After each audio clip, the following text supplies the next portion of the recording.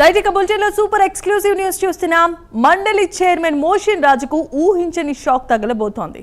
ప్రతిపక్ష టీడీపీ నుంచే కాదు, ఏకంగా ఆయన సొంత పార్టీ వైసీపీ నుంచే అవిశ్వాసం గండం పొంచి ఉంది. పార్టీకి రాజీనామా చేసిన 5 ఎమ్మెల్సీలు తమ రాజీనామాలను చైర్మన్ ఉద్దేశపూర్వకంగా ఆమోదించడం లేదు అంటూ ఆగ్రహంతో ఏకంగా ఆయనపైనే అవిశ్వాస తీర్మానం పెట్టేందుకు సిద్ధమవుతున్నారు.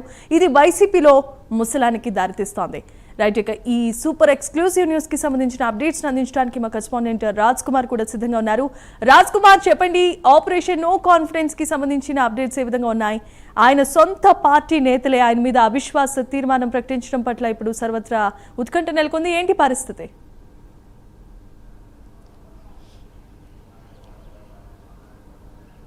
జమీమా, మొత్తానికి ఏదైతే శాసన సభ అటు శాసన మండలి సమావేశాలు చాలా ఆసక్తిగా జరుగుతూ ఉన్నాయి. ఒకవైపు అటు ప్రభుత్వం చేస్తున్నటువంటి కార్యక్రమాలు, మరొక వైపు ప్రతిపక్షం చేస్తున్నటువంటి విమర్శలు అన్నీ కూడా ఇటు సాగుతూ ఉన్నాయి. అయితే ఈ క్రమంలో ఇక్కడ ఏదైతే మండలిలో చాలా క్రియాశీలకంగా ఉంటుంది. ఎందుకంటే ఇప్పుడు శాసనసభకు వైఎస్ఆర్ కాంగ్రెస్ పార్టీ ఎమ్మెల్యేలు అందరూ కూడా రావడం లేదు కాబట్టి శాసన మండలికి సంబంధించి వైఎస్ఆర్ కాంగ్రెస్ పార్టీకి సంబంధించినటువంటి ఎమ్మెల్సీల సంఖ్యాబలం చాలా ఎక్కువగా ఉంది.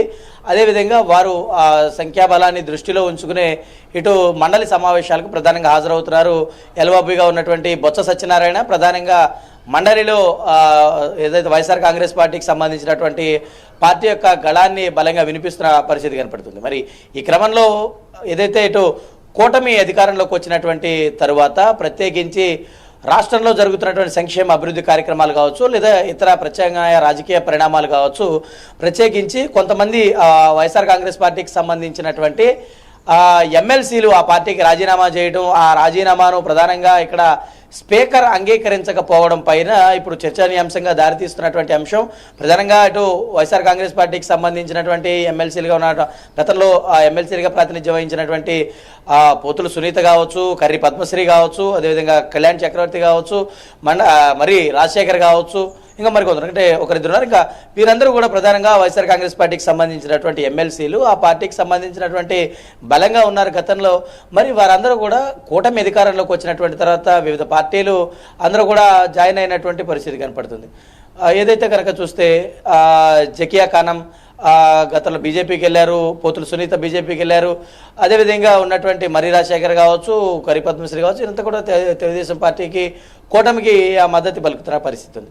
మరి ఇలాంటి పరిస్థితుల్లో అవిశ్వాస తీర్మానం ఖచ్చితంగా, ఎందుకంటే ఇటు ఎమ్మెల్సీల రాజీనామాను స్పీకర్ ఆమోదించకుండా, ఎందుకంటే శాసన మండలిలో వైఎస్ఆర్ కాంగ్రెస్ పార్టీకి ఉన్నటువంటి బలం ఏదైనా కొంచెం బేటలు వారే పరిస్థితి ఉంటుంది కాబట్టి దాన్ని దృష్టిలో ఉంచుకుని స్పీకర్ దీన్ని ఆమోదించడం లేదని వారు ఆవేదన చేస్తూ ఉన్నారు. గతంలో కోర్టు కూడా పలుమార్లు వెళ్ళడం జరిగింది. అదేవిధంగా ఏదైతే జయమంగళ వెంకటరమణ ప్రధానంగా ఆయన కూడా గతంలో కోర్టు పిలిచారు. వీరందరూ కూడా అనేక మార్లు విచారణకు పిలిపించుకున్నారు. వారు తమ ఎందుకు రాజీనామాను చేయాల్సినటువంటి పరిస్థితి వచ్చిందనేది వారు ప్రధానంగా చెప్పారు అక్కడ స్పీకర్ ముందు. కానీ ఏ అంశాలను కూడా స్పీకర్ పరిగణనలోకి తీసుకోకుండా వారి రాజీనామాను ఆమోదించకుండా అక్కడ జాప్యం జరుగుతుందని వారు ఆవేదన చెందుతూ ఉన్నారు.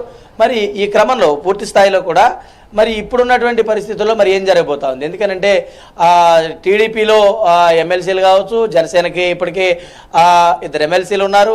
మరి ఇప్పుడున్నటువంటి రెబెల్ ఎమ్మెల్యే దాదాపు 5-6 మంది రెబెల్ ఎమ్మెల్యేస్ ఇటు ఎమ్మెల్సీలు వైఎస్ఆర్ కాంగ్రెస్ పార్టీకి సంబంధించి ఉన్నారు కాబట్టి, ఎందుకంటే అటు శాసన సభకు వాళ్ళు హాజరు కావట్లేదు కాబట్టి శాసన మండలిలో ఉన్నటువంటి ఈ రెబెల్ ఎమ్మెల్యేస్ను, తెలుగుదేశం పార్టీ ఎమ్మెల్యేస్ను, జనసేన ఎమ్మెల్యేస్ను వీళ్ళందరూ కూడా కలుపుకొని స్పీకర్ పైన అవిశ్వాస తీర్మానం పెట్టే అవకాశం కూడా కనపడుతుంది. మరి ఎందుకంటే వారు రాజీనామాను ఆమోదించకుండా ఇదంతా కూడా జాప్యం చేస్తున్నారు.